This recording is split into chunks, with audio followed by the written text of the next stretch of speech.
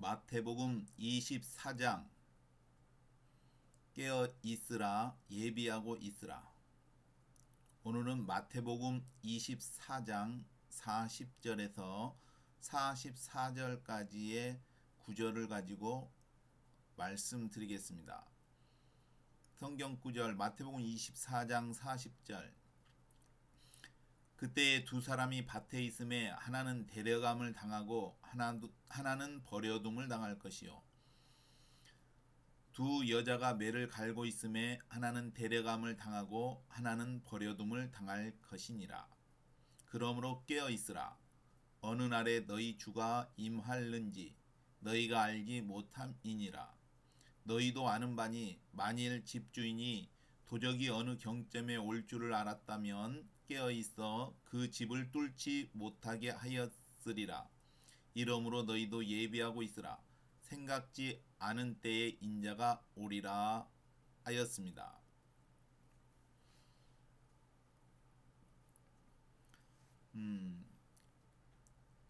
우리가 가장 중요한 것이 무엇이냐면은 바로 예수님의 재림입니다. 재림이 가장 중요합니다. 마태복음 24장도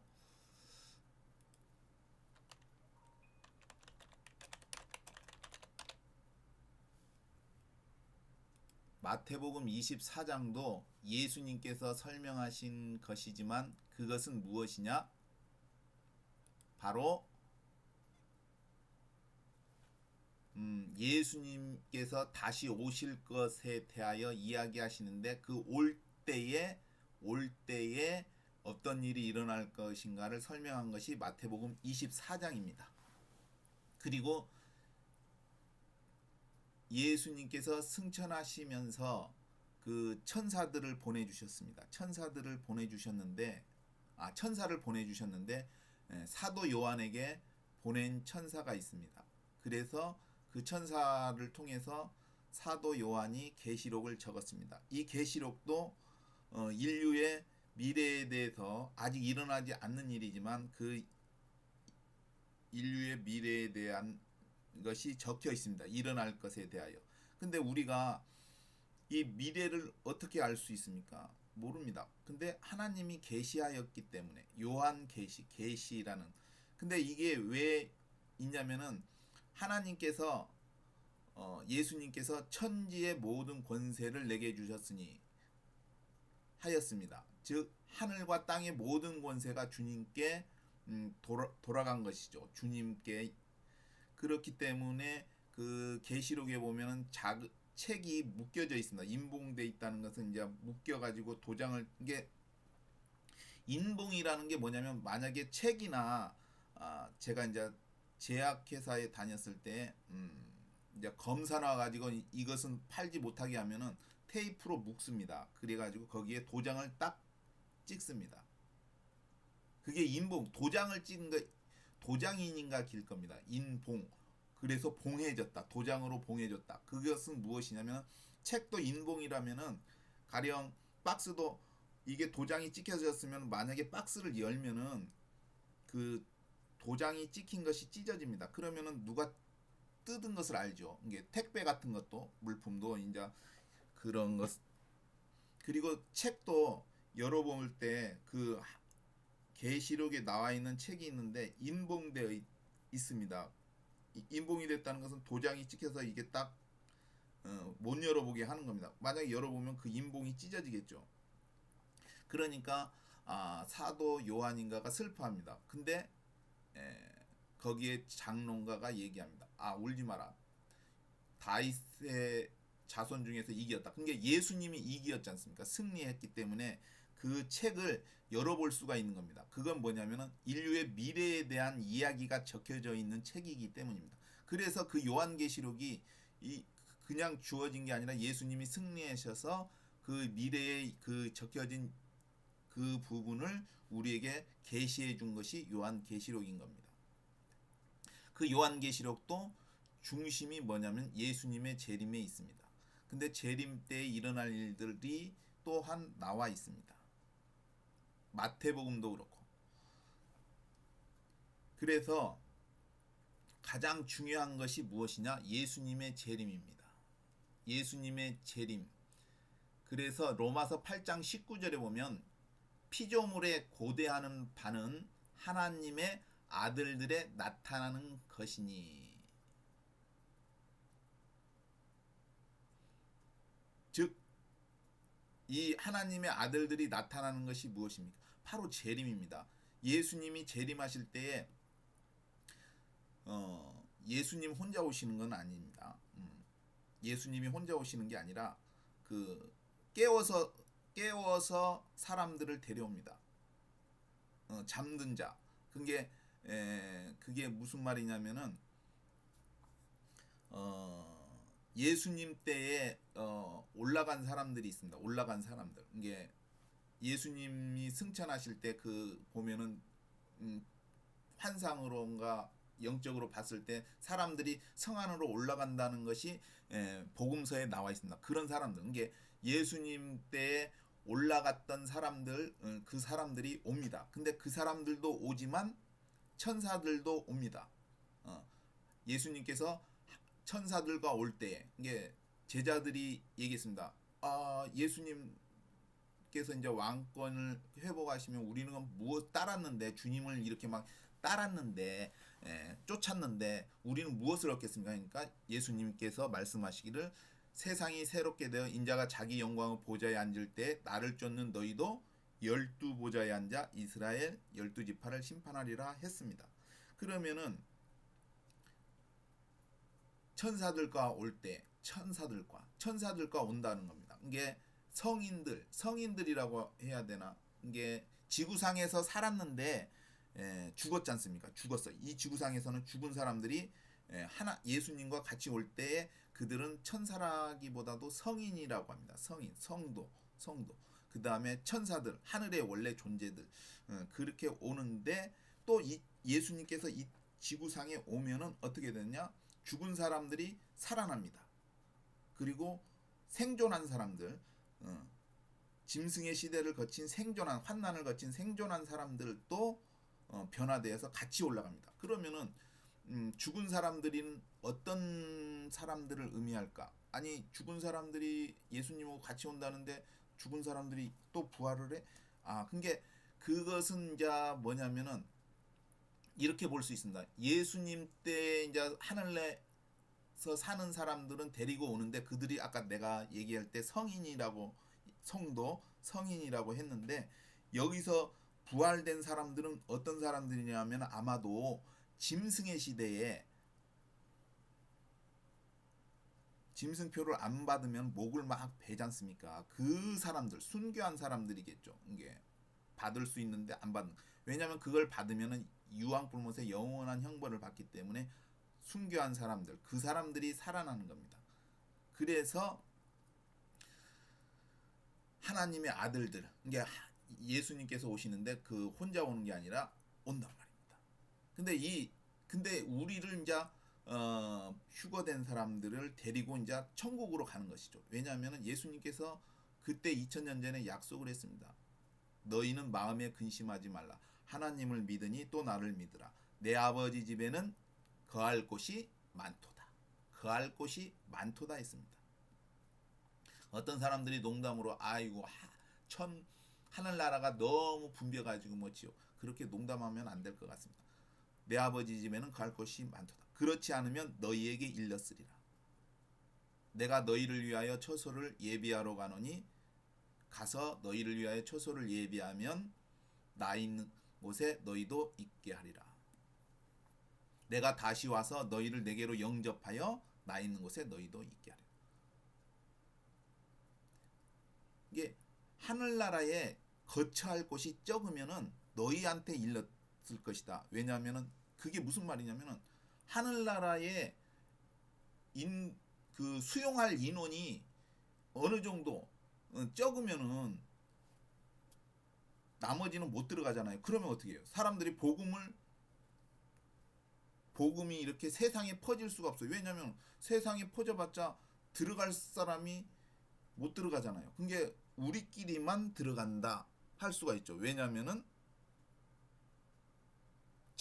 들어갈 그 처소가 적으면, 근데 하늘나라의 처소는 넓다는 겁니다. 왜냐하면 복음이 온 세상까지 번진다는 건 온 세상의 사람들이 다 들어가고도 넉넉히 수용할 수 있다는 겁니다.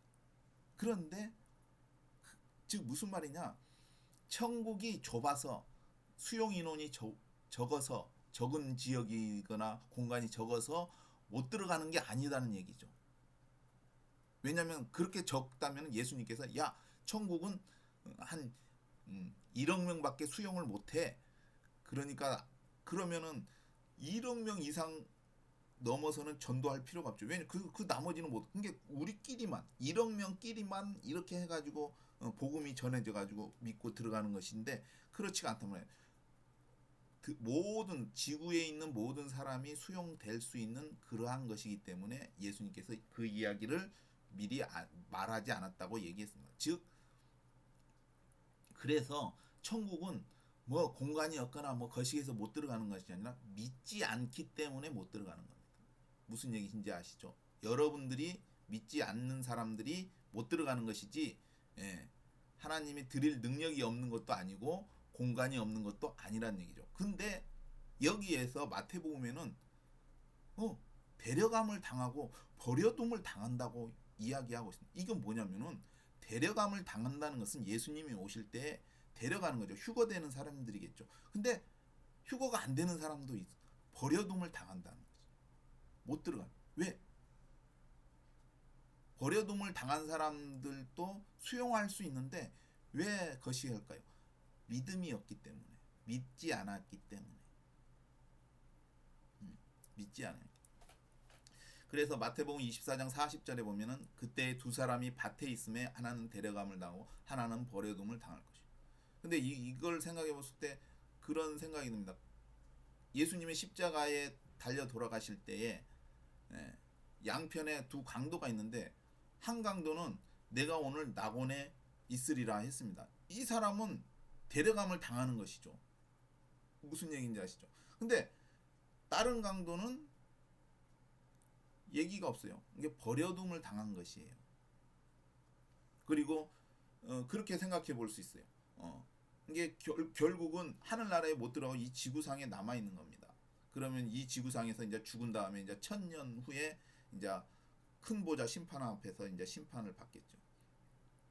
그 다음에 41절 두 여자가 매를 갈고 있으면 하나는 데려감을 당하고 하나는 버려둠을 당할 것이다. 그래서 성경에 이건 무슨 의미일까 해봤을 때 이런 생각이 듭니다.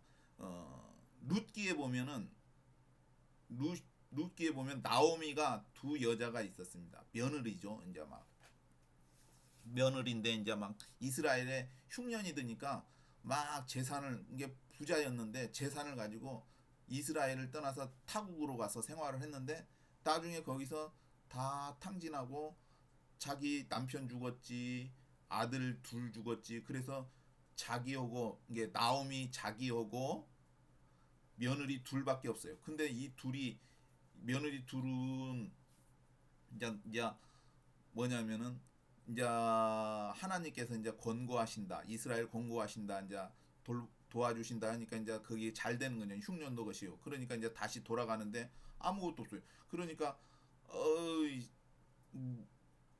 나는 이제 고국으로 돌아갈 것이다. 너희는 여기서 새 결혼을 해가지고 살아라. 뭐 내게 뭐 아들이 나오겠느냐. 이게 그건 뭐냐면 이제 자식이 없지 않습니까? 이제 그 자식 둘도 다 죽었으니까. 그게 여기서 해서 남자 얻어가지고 결혼해서 살아라. 그러면 어떻게 돼? 나오미는 여자지 않습니까? 근데 나이도 늙었어요. 그러면 타지에서 이스라엘에 혼자 가잖아요. 그거는 좀 안타까운 것 같아요. 근데 그 룻이라는 여자는 그 나오미와 같이 갑니다. 나오미하고 같이 가. 근데 다른 며느리는 그냥 거기서 이제 뭐 생활, 거기서 이제 남자 얻어서 결혼을 했는지 그건 안 나오는데 아무튼 따르질 않아요. 그러면 여기서 데리고 가가지고 나중에 이제 이 룻이라는 여자가 다윗의 그 다윗을 낳게 되죠. 그 보아스와 결혼해가지고. 그러면은 여기서 볼 때도 여자가 그 둘 다 맷돌을 아마 갈고 있었잖아. 두 며느리니까. 그냥 생각을 해본 거예요. 그러면은 한 여자는 데리고 가고 한 여자는 거기에 타국에 있는 거예요. 그러니까 이것도 어떤 구원과 관계가 있지 않냐 생각입니다. 룻은 구원받고 다른 며느리는 구원받지 못했다. 그러니까 데려감을 당하고 하나는 버려둠을 당했다. 그런 생각이에요. 그러니까 여기서 데려감을 당하고 버려둠을 당한다는 것은 천국에 예수님이 와가지고 데리고 갈 것이냐 아니면 안 데리고 가가지고 지구에 머물 것이냐 그거예요. 그러니까 이거는 구원을 받느냐 안 받느냐의 문제인 것이죠. 데려가는 사람은 구원을 받는 거고 버려둠을 당한 사람은 구원을 받지 못한다. 근데 여기서 중요한 게 그 다음에 그러므로 깨어 있으라. 어느 날에 너희 주가 임할는지 너희가 알지 못함이니라. 근데 왜 깨어 있으라고 했을까요? 즉 이게 데려감을 당한다. 구원을 받을 사람은 깨어 있어야 된다는 것이죠. 깨어 있어야만이 데려감을 당하고 버려둠을 당하지 않는다. 이게 버려둠을 당한 사람들은 깨어 있지 못하는 거예요. 이게 깨어 있음에 대한 생각을 해봅니다. 깨어 있음이라는 게 무엇일까? 깨어 있다. 잠자면은 뭔 환경이 깨어 있다는 것이 잠을 자면은 주변 환경이 어떻게 일어나도 변화돼도 그걸 캐치를 못합니다. 이게 예를 들어서 제가 살던 동네에 이제 제가 거기 살던 동네에 내가 있기 전에 마을이 있었는데 집터밭이라고요. 집터밭이라는데 밭이 있었는데 저수지가 터져서 사람들이 많이 죽었습니다. 아니 저수지 물난리 났다고 그렇게 사람이 많이 죽을 수가 있느냐 했는데 그게 낮이면 모르는데 밤이에요.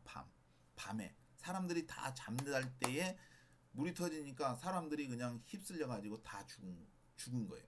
낮이면은 뭐 헤엄쳐서든지 나오고 거시할 텐데 무슨 얘기인지 아시죠? 이게 잠들어 있다는 것은 환경에 대해서 우리가 둔감한 거예요. 변화되는 것을 캐치를 해야 하는데 이게 깨어 있으면은 성경에 예수님 오시기 전에 어떤 일어날 일들이 딱 나옵니다.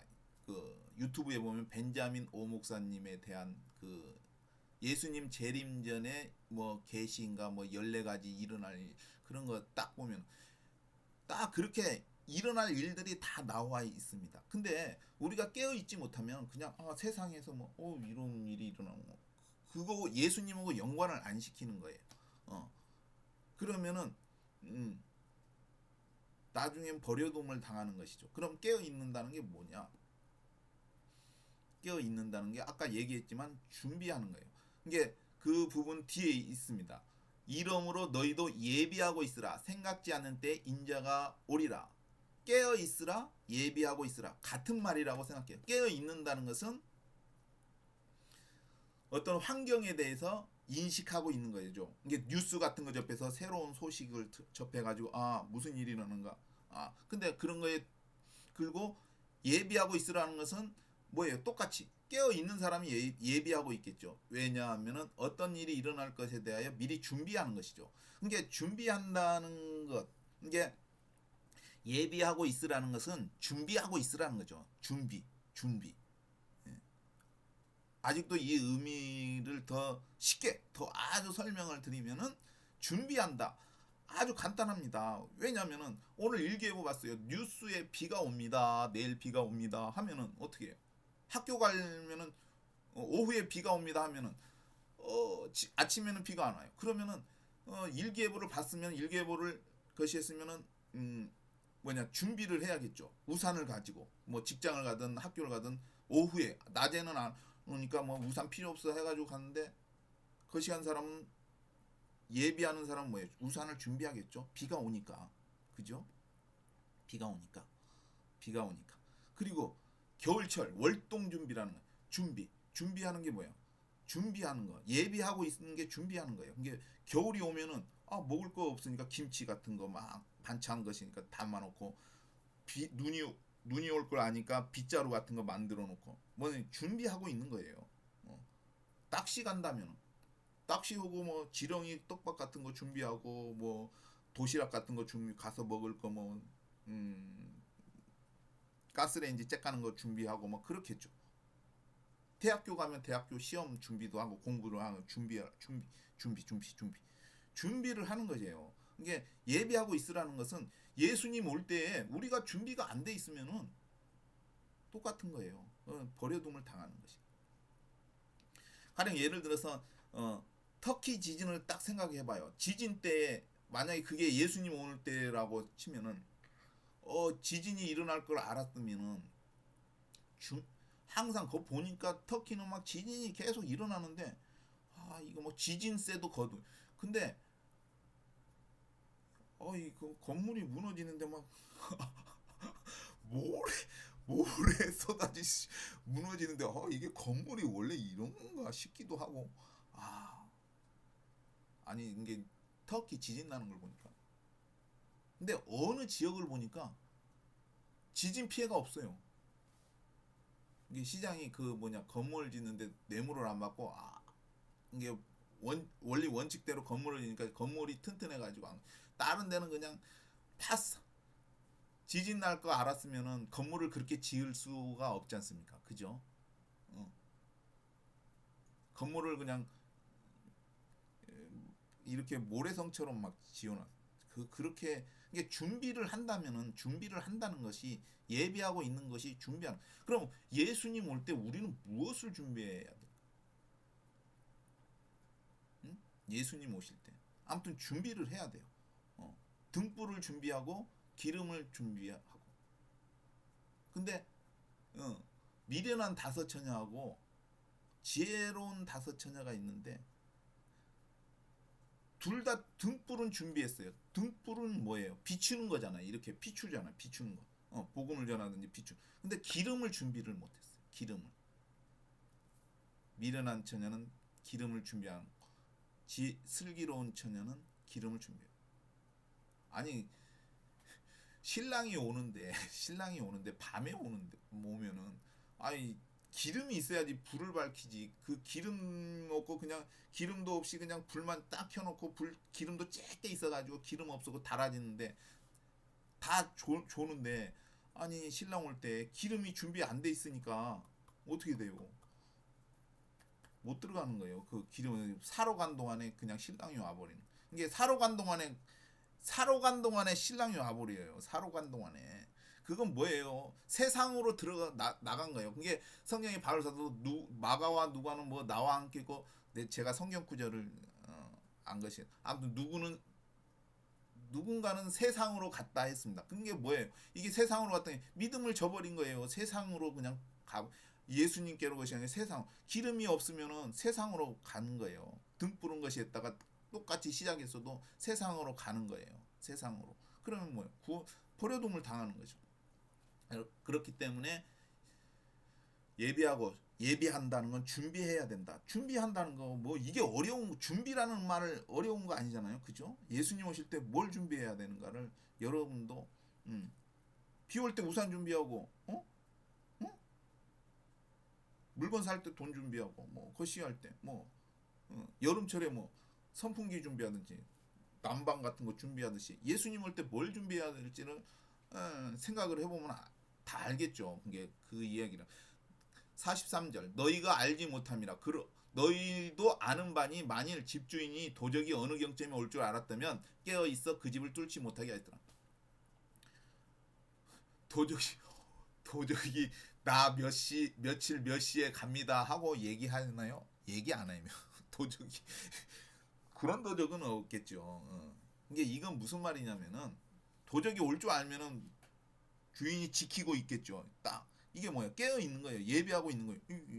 근데 이게 무슨 말이냐면은 예수님 올 때에 딱 그렇게 해야 된다는 거죠. 그게 무슨 말이냐? 도적같이 온다는 것은 우리가 이게 인식하지 못할 때 깨어 있지 못하거나 준비하지 못할 때 올 수가 있어요. 이게 예비하고 깨어 있고 예비한 사람한테는 알게 오지만 예비하지 않고 준비하지 않고 세상 속에 파묻혀 산 사람은 세상으로 떠난 사람은 도적같이 온다는 것이죠. 도적같이 온다. 근데 어떤 사람들은 이 말을 갖다가 뭐 도적같이 오고 뭐 영광 중에 오고 뭐 두 번 온다고 뭐 이상한 얘기를 하는데 그건 아니. 도적같이 온다는 거 해가지고 뭐 몰래 오고 뭐 그래서 두 번 아닙니다. 그거는 전혀 아니라고 생각해요. 성경과도 부합하지 않는다고 생각합니다. 제 생각이 그렇습니다. 도적같이 온다. 이게 하나님이 하늘로부터 오실 때에 어떤 사람에게는 준비되지 못했기 때문에 도적같이 오는 거죠. 준비하고 있은 사람에게는 깨어 있는 거지. 예비하고 있는 사람한테는 깨어 있는 거, 맞이하고 영접하는 것이죠. 뭐 거시한 사람에게는 도적같이 오는 거예요. 똑같이 오는데 사람들이 어떻게 삶의 태도에서 준비했느냐, 못했느냐, 깨어 있느냐, 깨어 있지 못했냐 그렇게 되는 것이죠. 그래서 가장 중요한 거는 예수님이 오시는데 우리가 깨어 있어야 되고, 이 깨어 있다는 것은 계시록에 말한 것처럼 예수님 오기 전에 일어날 일들이 있습니다. 그러면 그것이 뉴스에도 일어나고 보일 거 아니에요. 유튜브도 망할 것이. 그러면 그걸 보면서 아 지금 이렇게 가까웠구나 하고 깨어 있는 것이고, 예비하고 있다는 것은 기름 준비하고 믿음에서 벗어나지 않고 또 그것이 가까울수록 또 복음을 전하고, 왜? 영혼이 가장 귀하기 때문이에요. 영혼 구원. 복음의 목적이 뭐예요? 사람들을 구원하기 위해서 그 전하는 메시지가 아니겠습니까? 모두 다 깨어 있고 예비하고 있어서 예수님 오실 때에 다 구원받았으면 좋겠습니다. 이상입니다.